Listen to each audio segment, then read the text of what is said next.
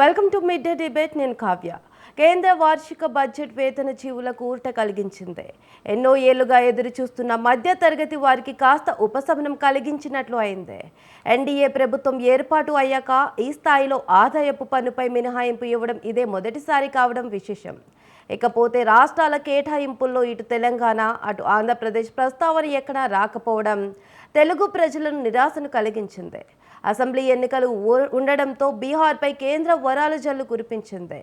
కేంద్ర ప్రభుత్వంలో కీలకంగా ఉన్న ఏపీకి సైతం అనుకున్నంత స్థాయిలో కేటాయింపులు జరగలేదు. కేంద్ర బడ్జెట్పై ఈ డిబేట్లో చర్చించుకుందాం.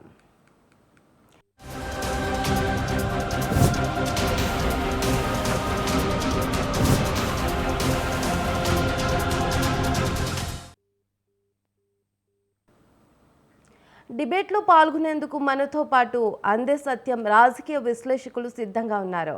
వారితో కేంద్ర బడ్జెట్పై విశ్లేషణ చేద్దాం. నమస్తే అందే సత్యం గారు. నమస్తే అండి. సో తాజాగా బడ్జెట్ కేంద్రం కీలక నిర్ణయాలను ప్రకటించింది. 12 లక్షల వరకు వ్యక్తిగత ఆదాయ పన్ను నుంచి మినహాయించింది. 36 ఔషధాలకు బేసిక్ కస్టమ్స్ డ్యూటీ తొలగించింది. గిగ్ వర్కర్లకు ఆరోగ్య బీమా కల్పించింది. ఓవరాల్గా కేంద్ర మంత్రి నిర్మలా సీతారామన్ ప్రవేశపెట్టిన బడ్జెట్ స్వరూపం ఎలా ఉందంటారు?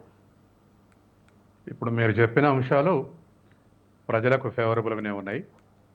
ఆ జీడిపి ఈ సంవత్సరం 7% నుంచి 6.4% తగ్గింది. తగ్గటంతో ఆందోళనకు గురైంది దేశ ఆర్థిక వ్యవస్థ.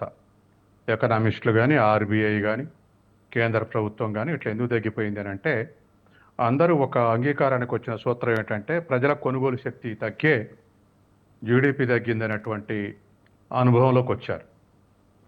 దాంతో ఇవాళ జీడిపి పెంచాలంటే కొనుగోలు శక్తి పెంచాలి. కొనుగోలు శక్తి పెంచాలంటే మధ్యతరగతి ఉద్యోగస్తులకు, మధ్యతరగతి ప్రజలకు కొన్ని రిబేట్స్ ఇవ్వాలని చెప్పేసి దాంట్లో భాగంగానే ఇవాళ ఆదాయాలు ఉన్నటువంటి వాళ్లకు స్లాబులు ఉన్నాయి.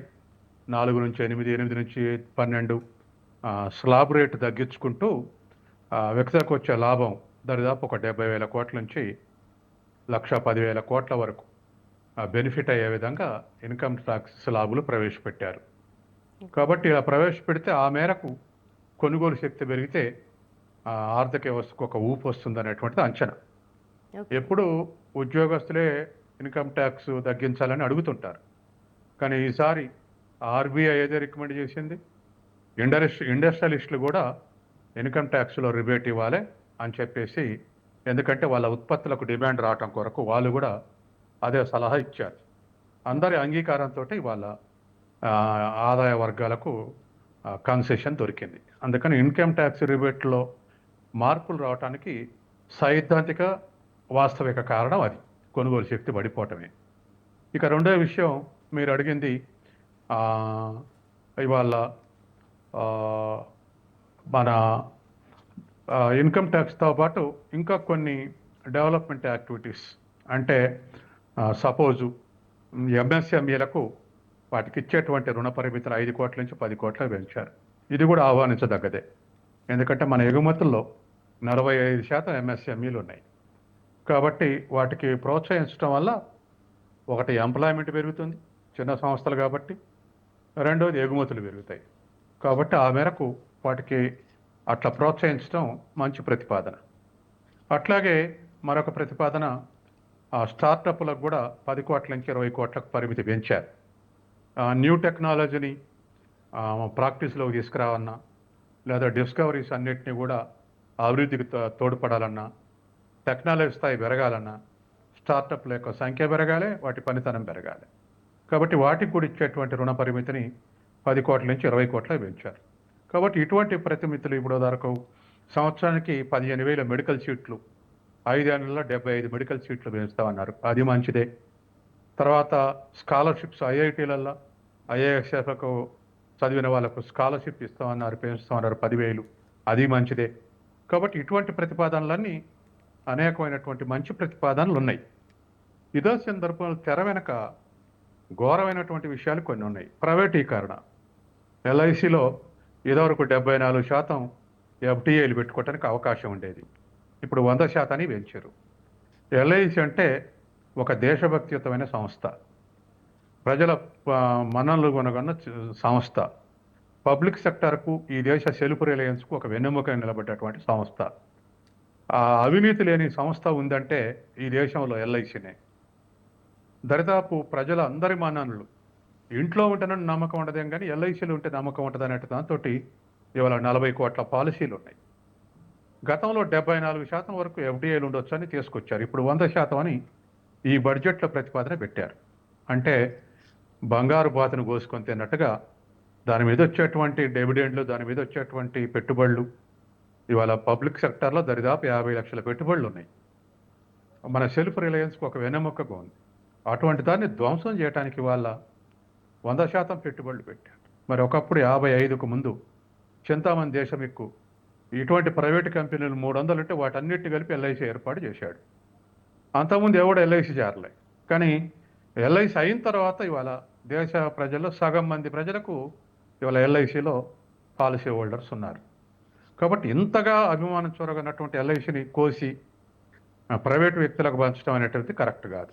ఎందుకంటే అదేం దానికి లాభాలు దానికి ఉపయోగించుకోవట్లేదు. పబ్లిక్ సెక్టార్కు ఇన్వెస్ట్ చేస్తుంది, లేదా ఎక్కడ కష్టం ఉంటే అక్కడ ఆదుకునేందుకు ఇన్వెస్ట్ చేస్తుంది దేశంలో. అటువంటి దాన్ని వాళ్ళ ప్రైవేటీకరణకు 100% ప్రైవేటీకరణకు ప్రతిపాదించారు. ఇది కరెక్ట్ కాదు.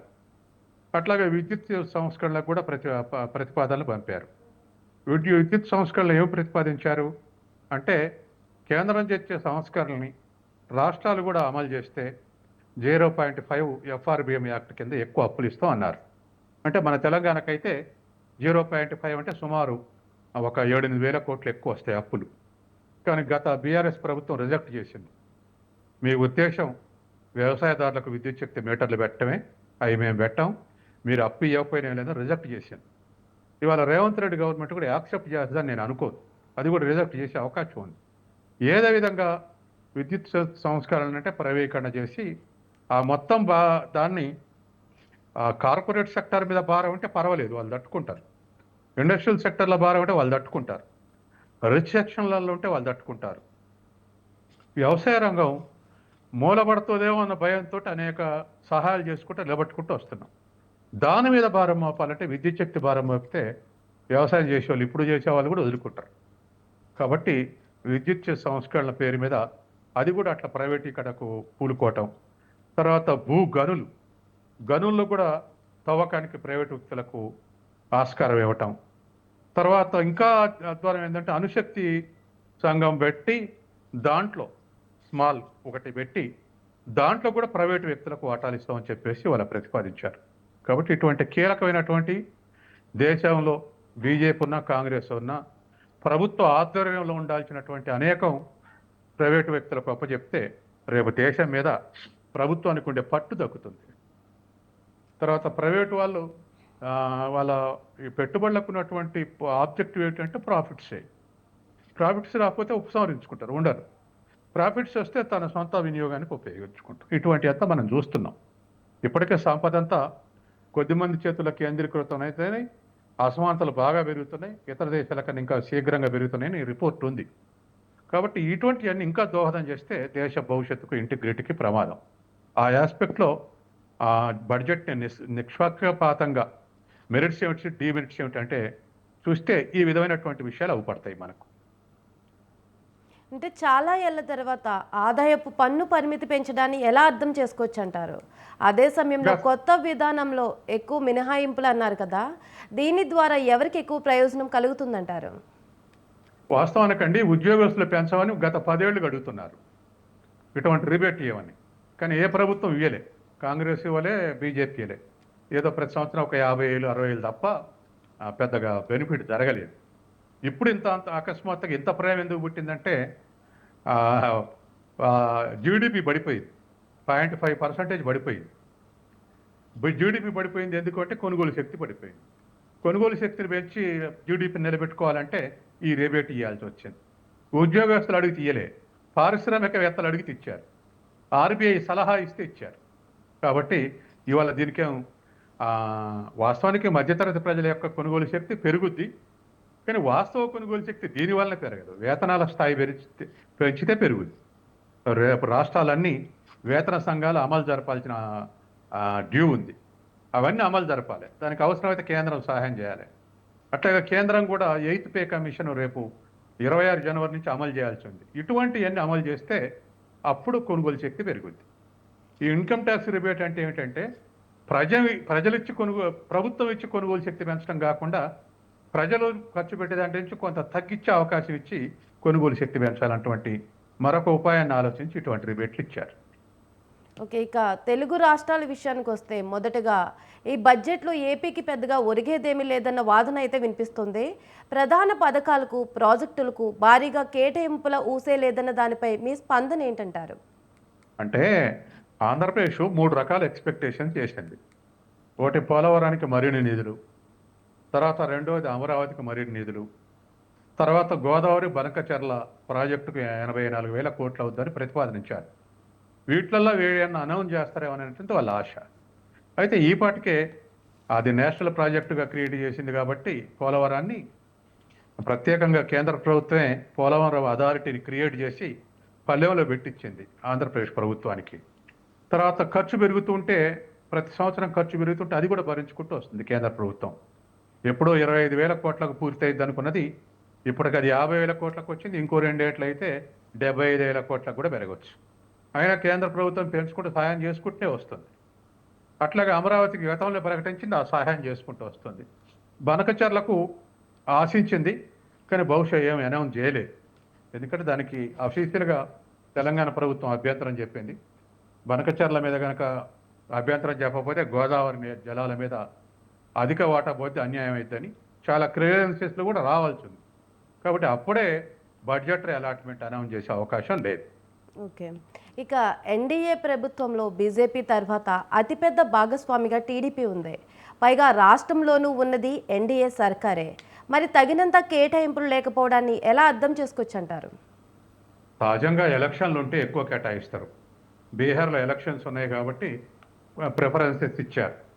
గతంలో మహారాష్ట్ర ఎలక్షన్స్ ఉన్నాయి కాబట్టి బడ్జెట్ కన్నా ముందే ప్రధానమంత్రి పర్యటన చేసి 50,000 కోట్లు ప్యాకేజ్ చేసి అనౌన్స్ చేశారు.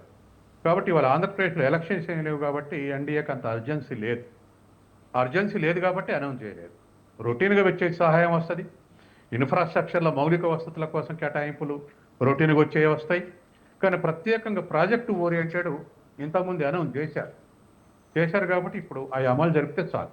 కొత్తగా బనకచర్ల మీద ఆశించిన అన్ని క్లియరెన్సెస్ ఉంటే కానీ అనౌన్స్ చేయరు. అప్పుడే అనౌన్స్ చేసేటువంటి అవకాశం లేదు. ఇంకా అదనంగా ఇంకేమైనా ఉంటే చిన్న చిన్న ప్రాజెక్టులు వాటికి కూడా సహాయం చేసే అవకాశం ఉంది, ఫ్రెండ్లీ గవర్నమెంట్ కాబట్టి. ఇక తెలంగాణ విషయానికి వస్తే రాష్ట్రం పైన కేంద్రం సీతకన్ను వేసిందన్న విమర్శలున్నాయి. ఇప్పుడు తాజా బడ్జెట్ ఆధారంగా అదే నిజమని అనుకోవచ్చు అంటారా? వాస్తవానికి ఆంధ్రప్రదేశ్కు ఉన్నటువంటి ఎంకరేజ్మెంటు ఇతర బీజేపీ రాష్ట్రాలకు ఉన్నటువంటి ఎంకరేజ్మెంట్ తెలంగాణకు లేదు. అది వాస్తవం. దానికి సాక్ష్యం ఏంటంటే కేసీఆర్ ఉన్నప్పుడు ఆఖరి బడ్జెట్ 23-24 బడ్జెట్లో పన్నుల వాటా కింద 40,000 కోట్లు వస్తేనే అంచనా వేస్తే 11,000 కోట్లు వచ్చినాయి. ఆ తర్వాత ఏమైనా 4-5,000 కోట్లు ఇచ్చి ఉండొచ్చు. ఇప్పుడు 26,000 కోట్లు వస్తేనే రేవంత్ రెడ్డి గవర్నమెంట్ అంచనా వేసింది. 26,000 కోట్లు రేపు మార్చి వరకు వస్తే వచ్చినట్టు.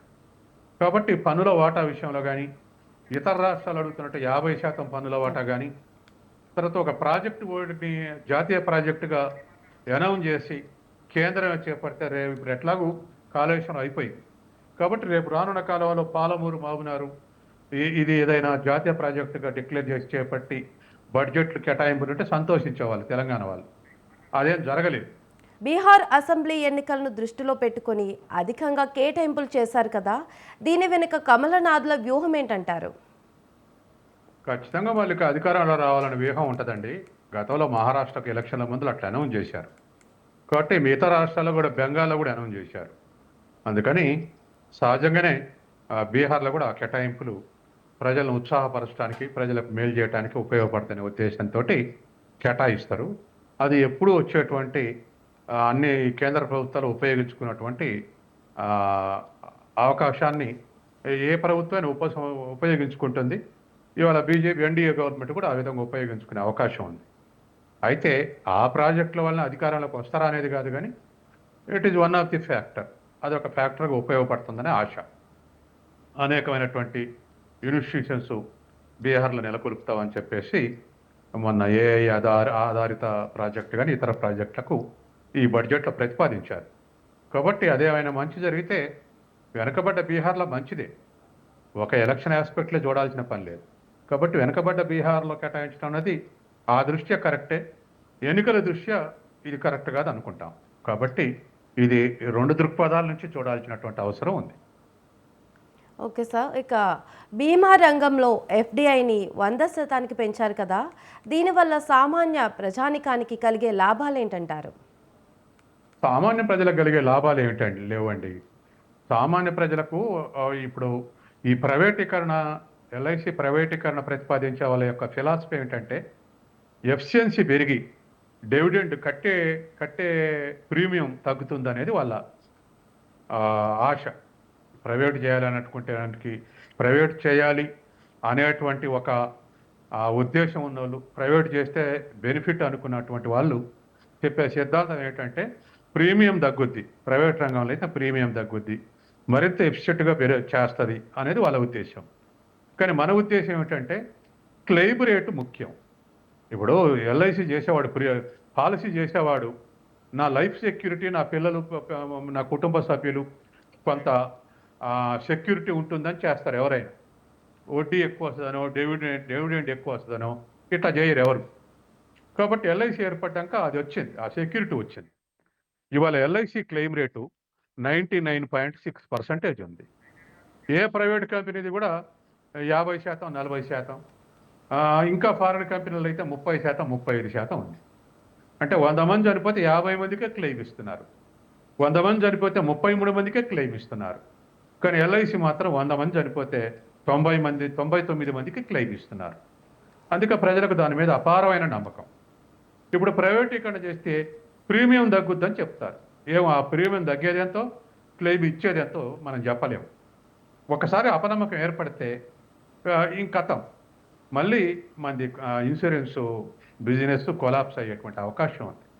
ఈ సంవత్సరం, ఈ ఫైనాన్షియల్ ఇయర్లో కూడా మిగతా ప్రైవేటు కంపెనీలను మించి ఎల్ఐసి ఫలితాలు సాధించింది. అయినా ప్రైవేటీకరణ చేస్తామని ఎంటబడి ప్రైవేటీకరణ చేస్తున్నారు. ఇది ప్రైవేటు వ్యక్తులకు ఎఫ్డిఐల పేరు మీద ఇన్వెస్ట్ చేసుకోవడానికి తప్ప మరి ఏదైనా ఉపయోగపడదు.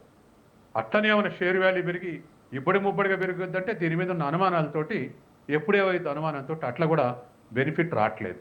ఇట్లు ప్రజలు నష్టపడతారు, అటు ఇన్వెస్టర్స్ నష్టపడతారు. కాబట్టి దీన్ని 74% ఎఫ్డిఐ అనేది అట్లా ఉండాల్సి ఉండే, కానీ 100% అనేది అనౌన్స్ చేశారు. సో ఇదే విషయంపై మనతో మాట్లాడడానికి డిబేట్లో మద్ది శ్రీనివాసరెడ్డి గారు కూడా ఉన్నారు. నమస్తే సార్. సార్, తాజా బడ్జెట్లో కేంద్రం కీలక నిర్ణయాలను ప్రకటించింది కదా. సో 12 లక్షల వరకు వ్యక్తిగత ఆదాయ పన్ను నుంచి మినహాయించింది. 36 ఔషధాలకు బేసిక్ కస్టమ్స్ డ్యూటీ తొలగించింది. గిగ్ వర్కర్లకు ఆరోగ్య బీమా కూడా కల్పించింది. ఓవరాల్గా కేంద్ర మంత్రి నిర్మలా సీతారామన్ ప్రవేశపెట్టిన బడ్జెట్ స్వరూపం ఎలా ఉందంటారు? గుడ్ ఆఫ్టర్నూన్ అండి. సోదరెడ్డి ప్రధానికానికి, యాంకర్ గారికి, అందే సత్యం గారికి అందరికి కూడా. ఇప్పుడు దీంట్లో అయితే ఇప్పటివరకు కూడా చూసినట్టయితే మనం బడ్జెట్ అంటే పేరు గొప్ప ఊరి దిబ్బలాగా ఉంది, ఎక్కడ కూడా క్లారిటీ లేని బడ్జెట్ ఇదంతా. ఇప్పుడు ఇందాక అందే సత్యం గారు మాట్లాడింది మొత్తం నిన్న ఈ బడ్జెట్ అంతా ప్రైవేటైజేషన్ దిశగా బడ్జెట్ పోతున్నట్టుగా చాలా స్పష్టంగా అర్థమవుతుంది. ఇవాళ ఎల్ఐసి అనేది భారతదేశానికి, ఎల్ఐసి అంటే జీవిత బీమా అనే ఒక సింబల్ అయిపోయింది. అంటే మనము చాలా సినిమాల్లో కూడా చూపిస్తాం, అంటే అదొక సెక్యూరిటీ లాగా భావిస్తాము. మరి అట్లాంటి దాన్ని కూడా ఇవాళ ప్రైవేటైజేషన్ చేయాలి, ఒక పార్ట్ అండ్ పార్సల్ గా చూడాలని కూడా చూస్తున్నట్టుగా మనకు చాలా మరి స్పష్టంగా అర్థమవుతుంది. మరి విద్యుత్ రంగానికి సంబంధించిన కూడా కొన్ని కండిషన్స్ పెట్టడం జరిగింది వాళ్ళు, మరి అది కూడా ఒప్పుకోవడానికి కూడా అవకాశం తక్కువ ఉందని కూడా నేను తెలియజేయగలుగుతున్నాను. అదేవిధంగా ఇవాళ వీళ్ళు చూసినట్టయితే 12 లక్షల రూపాయలకు వరకు కూడా ఎక్కడ ఇన్కమ్ ట్యాక్స్ లేదని చెప్తున్నారు. కానీ వీళ్ళు యాక్చువల్ చెప్పేది ఏంటంటే 0 నుంచి 4 లక్షల వరకు ఇన్కమ్ ట్యాక్స్ 0, 4 to 8 lakhs వరకు 5%, 8 to 12 lakhs వరకు 10%. అంటే ఈ విధంగా 8 to 12 lakhs వరకు 12%, 10% చేశారు వీళ్ళు. సో 12 to 16 lakhs వరకు 15%, 16 to 24 lakhs వరకు 20%, 24 lakhs నుంచి 30% చేశారు. అంటే కంపారిటివ్ చేసుకున్నప్పుడు పోయినసారికి ఇప్పటికీ కొంత వ్యత్యాసాలు వచ్చినాయి తప్ప వీళ్ళు 0 నుంచి 4 లక్షల వరకే ఇన్కమ్ ట్యాక్స్ 0 అని చాలా స్పష్టంగా సోదరుడి ప్రజానికే గమనించాలి. వీళ్ళు ఏం చెప్పుకొస్తున్నారంటే ఎకనామిస్టులు, ఆర్థికవేత్తలు కానీ వీళ్ళు ఏంటంటే స్టాండర్డ్ డిడక్షన్స్ అన్నీ ఉంటాయి కదా, ఆ స్టాండర్డ్ డిడక్షన్స్ అన్నీ కలుపుకుంటే 12 లక్షల వరకు కూడా మీకు ట్యాక్స్ పడదని చెప్తున్నారు. ఇదేంటంటే ఎంప్లాయీస్కి చాలా ఇబ్బంది అవుతుంది. ఎందుకంటే శాలరీలు పాపం వాళ్ళు ఎంతో కష్టపడి సీనియర్లు కావడం లేదా ఆఫీసర్లు గ్రూప్ 1 గ్రూప్ 2 ఎవరైనా ఎంప్లాయీ కదా. ఇప్పుడు మనము చిన్నకారు రైతులు అన్నట్టుగా ఎంప్లాయీలు కూడా అందరిని కూడా గమనించాలి. వాళ్ళు ఎంతో కష్టపడి జాబ్ తెచ్చుకొని జాబ్ చేస్తుంటే ఇన్కమ్ ట్యాక్స్ రూపంలో మరి వాళ్ళ దగ్గర ఒక ముందర నుంచి చేతుల నుంచి డబ్బులు ఇచ్చి వెనక నుంచి పిక్ పాకెటింగ్ టైప్ లా కొట్టేయడం జరుగుతుంది. మరి అదేదో 12 లక్షల వరకు కూడా ట్యాక్స్ లేకుండా ఉంటే బాగుండేదేమో, జీరో ట్యాక్స్. మరి ఇలా 4 నుంచి 8 వరకు ఒక స్లాబ్ సిస్టము, అది 5 అట్లా పెట్టుకుంటూ వచ్చారు 5% అని. అట్లా ఈ విధంగా 8 నుంచి 12 లక్షల వరకు చూసుకుంటే 10% పడుతుంది. అంటే 12 లక్షల వరకు 10% అనేది మనకు పడుతుంది. వీళ్ళు ఏంటంటే గతంతో కంపారిటివ్ చేస్తున్నారు తప్ప ఓవరాల్ అయితే కాదు. ఇది చాలా స్పష్టంగా నేను సొంత ప్రధానికైనా తెలియజేస్తున్నా. మరి మనకు చాలా ప్రాజెక్టులు కూడా ఉన్నాయి. బయార్ ఉక్కు ఫ్యాక్టరీ కావచ్చు, అదేవిధంగా RRR కావచ్చు, మరి మూసీ నది దీనికి సంబంధించిన కూడా మూసీ రెజర్వేషన్ అంటే పునరుజ్జీవన కార్యక్రమం ఉంది.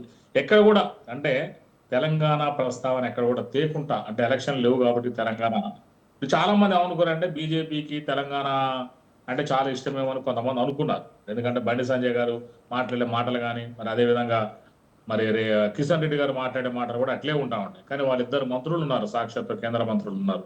మరి ఓవరాల్ 8 మంది ఎంపీలు ఉన్నారు. మరి ఇవాళ తెలంగాణకి ఏం తీసుకొచ్చారు? చాలా అన్యాయం జరిగింది. తీరని అన్యాయం తెలంగాణకు జరిగిందని కూడా నేను చాలా స్పష్టంగా తెలియజేస్తున్నాం. తెలుగు రాష్ట్రాలకు అన్యాయం జరిగింది ఆ మాటకు వస్తే. ఒక బీహార్ తప్ప మరి నిర్మలా సీతారామన్ గారు కానీ, మరి మోడీ గారికి కానీ, బీజేపీ వారికి కూడా రేపు పెద్దగా గుర్తురాట్లే. అంటే ఎలక్షన్లు జరిగే ఒక ఎలక్షన్ స్టంట్ బీహార్ కోసం తయారు చేసి ఉంటుంది తప్ప వేరే ఏం లేదు. ఇలా బడ్జెట్లో 50 లక్షల కోట్లు దాటొచ్చు, కానీ ఇలా తెలంగాణకు ఒరిగింది ఏముంది? అంటే నేను అడుగుతున్నా, మరి తెలంగాణ ఈ భారతదేశంలో పార్ట్ అండ్ పార్సల్ కాదా? మరి మీరు ఎందుకు తెలంగాణని చిన్న చూపు చూస్తున్నారు? అదేవిధంగా బయ్యారు ఉక్కు ఫ్యాక్టరీ కూడా ఉంది కదా మాకు. ఆదిపేట సంబంధించిన ఏవి కూడా మీరు పనిలోకి తీసుకోకుండా కేవలం ఎలక్షన్ ఎక్కడనే దాన్ని దృష్టిలో పెట్టుకొని మీరు పెట్టినట్టే ఉంది తప్ప మరి ఎక్కడ ఏం లేదు. గతంలో కూడా మీరు చూసినట్టయితే మీరు తీసుకునే ట్యాక్స్లోంచి కూడా మాకు రావాల్సినంత కూడా సరే ఇక్కడికి ఇన్కమ్ కూడా రావట్లేదు. గతంలో దాదాపు 40% మీరు అంటే ఇక్కడ మా తెలంగాణ నుంచి వసూలు చేస్తే 40% దాకా వచ్చేది, కేంద్రం అట్లా ఇచ్చింది. ఇప్పుడు చూస్తే ఏంటంటే అది 40% కాస్త 32%కి వచ్చింది. ఎందుకంటే మీరు చెస్సుల రూపంలో సర్చార్జ్ రూపంలో కూడా వసూలు చేస్తున్నారు ప్రభుత్వాలు. వసూలు చేసి మా దగ్గరికి వచ్చే వరకు అంత పర్సంటేజ్ కూడా 40% రావాల్సిన వాటి వాళ్ళ 32%కి వచ్చింది. మీరు చూసినట్టయితే 2014-15లో చూసినట్టయితే అప్పుడు దాదాపు 25% మాకు వస్తే తెలంగాణకి ఇవాళ 2024-25 వచ్చే వరకే కేవలం 15% కేంద్రం నుంచి పన్నుల వాటా అంత ఒక దాదాపు ఒక 10% పడిపోయింది, 15% వస్తుంది. సో ఇవన్నీ కూడా మీరు దొంగదారిన ట్యాక్స్ రూపంలో, ఇన్కమ్ ట్యాక్స్ రూపంలో అయితే మాకు ఇవ్వాల్సి వస్తుంది ఆ రాష్ట్రాలకు తిరిగి అని చెప్పేసి చెస్సులు సర్చార్జ్ రూపంలో మోడీ గారు కొత్త సిస్టమ్ తీసుకొచ్చారు. ఇవాళ జిఎస్టీని చూడండి, జిఎస్టీ అనేది ఒక గుదిబండ భారతదేశానికి. ఇలా మోడీ గారు ఏది కూడా ఒక రకమైన గుదిబండ దిమ్మ తిరిగేటట్టు దెబ్బతీస్తుంటాడు. ఆయన 199 చెప్పి మంచిగా చెప్పి ఒక్కటే దెబ్బ ఉంటుంది. ఆ దెబ్బ ఎట్లుంటుంది అంటే ఈ 99 మొత్తం కవర్ అయ్యేటట్టు ఉంటుంది అనమాట. సో ఇవాళ ఒక దేశం ఒక ఎన్నిక మరి పెట్టారు, దానికి ఒక నినాదం తీసుకొని వస్తున్నారు. ఒక దేశం ఒక పన్ను విధానం అన్నట్టు. జిఎస్టీ వల్ల ఎంత రాసో చూస్తున్నాం. జిఎస్టీ పరిస్థితి అంటే సర్వీస్ మీద కూడా, అంటే సేవల మీద, వస్తు సేవల మీద కూడా ట్యాక్స్ చేయటము. అంటే మనం కనీసం కార్ తీసుకెళ్లి సర్వీసింగ్ చేస్తే దాని మీద కూడా సర్వీస్ ట్యాక్స్, హాస్పిటల్కి వెళ్తే సర్వీస్ ట్యాక్స్, అంటే ఈ సర్వీస్ ట్యాక్స్ అనేది దాంట్లో కూడా అంటే సేవల మీద కూడా ట్యాక్స్ చేయడం అనేది మనం చాలా దారుణంగా భావించాల్సి ఉంటుంది. మరి ఇప్పుడు చూసినట్టయితే మరి ఇప్పుడు ఈయన చేసినటువంటి వాటిలో ఎక్కడ కూడా తెలంగాణకు కించిత్ లాభం కూడా మరి కలగజేయలేదు. ఇది పూర్తిగా కొత్త సీసాలో పాత సార్ వేసినట్టుగా ఉంది తప్ప ఎక్కడ ఏం లేదు. ఇది కాంగ్రెస్ పార్టీ రాష్ట్ర అధికార ప్రతినిధిగా ఈ బడ్జెట్ ని చాలా వ్యతిరేకిస్తున్నాను. సార్, ప్రపంచమంతా ఏఐకి ఎక్కువ ప్రాధాన్యత ఇస్తున్నారు. ప్రధానంగా చైనా, అమెరికా లాంటి దేశాలు ఈ రంగంపై ఫోకస్ చేశాయి. కానీ తాజా బడ్జెట్లో 500 కోట్లు మాత్రమే కేటాయించారు. అగ్రదేశాలతో పోటీ పడడానికి ఈ కేటాయింపులు ఎలా సరిపడతాయి? మీరేమంటారు?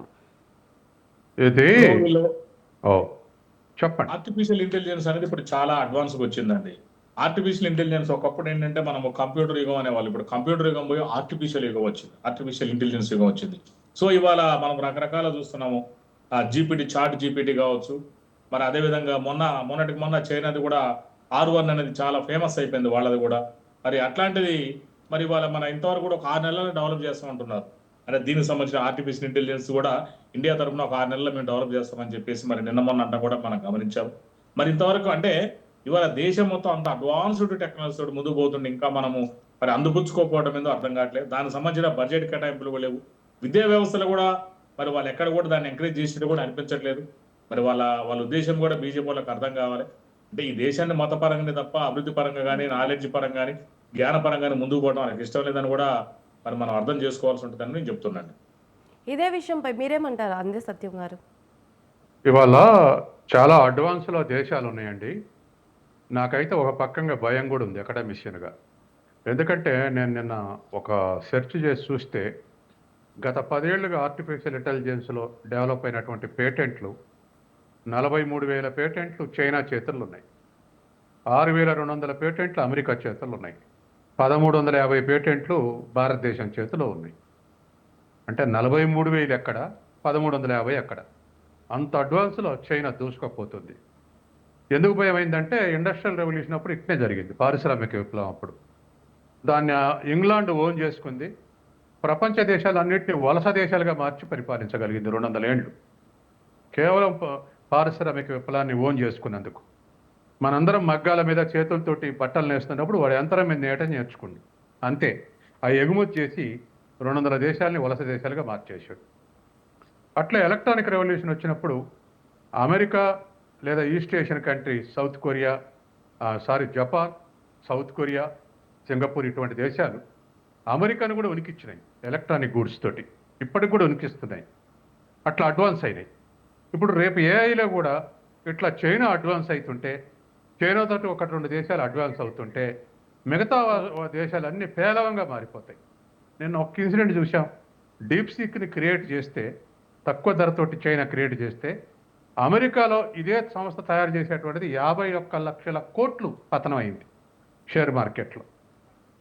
అంటే ఎంత నష్టపడిందో చూడండి. అంటే ఎంత సంపద ఆవిరైందో చూడండి. కాబట్టి టెక్నాలజీకి ఉన్న పాత్ర అది. ఈ టెక్నాలజీలో అది ఇండస్ట్రియల్ రెవల్యూషన్లో ఎవరు అడ్వాన్స్ ఉంటే వాళ్ళు పైకి వెళ్ళారు. ఎలక్ట్రానిక్ రెవల్యూషన్ ఎవరు అడ్వాన్స్ ఉంటే పైకి వెళ్ళారు. ఇప్పుడు ఏఐలో కూడా ఎవరు అడ్వాన్స్ ఉంటే వాళ్ళు ప్రపంచాన్ని గ్రిప్ చేసే అవకాశం ఉంది. ఇవాళ ఏఐ లేనటువంటి వాడనటువంటి రంగం లేదు. ఇవాళ మన బడ్జెట్ ప్రతిపాదనలో కూడా విద్యా రంగంలో వాడతాం, ఇండస్ట్రియల్ రంగంలో వాడతాం, ఇంకా చాలా రంగాల్లో వాడతామని ప్రతిపాదించారు. కాబట్టి దీంట్లో అడ్వాన్స్ కాకపోతే కష్టం. బీజేపీ ప్రభుత్వం గుర్తించాల్సింది ఏమిటంటే దీన్ని మత దృష్ట్యా చూడొద్దు, సైన్స్ని. ఎందుకంటే ఒకప్పుడు ఇంగ్లాండ్లో కూడా క్రిస్టియన్ మతం సైన్స్కి అడ్డం తిరిగింది. కోపర్నికస్, గెలీలియో ఇటువంటి వాళ్ళ మీద దాడి చేసింది క్రిస్టియన్ మతం. కానీ ఆ సైన్స్ ఫలితాలు గుర్తించిన తర్వాత, ప్రపంచం మొత్తం మీద ఆధిక్యత సాధించిన తర్వాత అది వదులుకుంది. ఇప్పుడు మతమే, సైన్సే. అట్లే ఈస్ట్ ఏషియన్ కంట్రీస్లో కూడా బౌద్ధం ఎక్కువ ఉండేది, అయినా అడ్డుపడలే. సైన్స్ బ్రహ్మాండంగా శరవేగంతో పోతుంది. మన దేశం కూడా అది హిందూ అయినా, క్రిస్టియన్ అయినా, ఇంకోటైనా మతమే సైన్స్ కనుక చూస్తే మన దేశాన్ని ముందుకు నెట్టే అవకాశం ఉంది. ఆ ఆస్పెక్ట్ ఆలోచించి బీజేపీ ఎంకరేజ్ చేయాల్సినటువంటి అవసరం ఉంది. సైన్స్ డెవలప్మెంట్ చేయకపోతే కష్టమైంది. Okay, right. Thank you sir. Maddi Srinivas Reddy గారు, అందే సత్యం గారు డిబేట్లో పాల్గొన్నందుకు థ్యాంక్ యూ. ఇవి మిడ్ డే డిబేట్ విశేషాలు. చూస్తూనే ఉండండి స్వతంత్ర న్యూస్.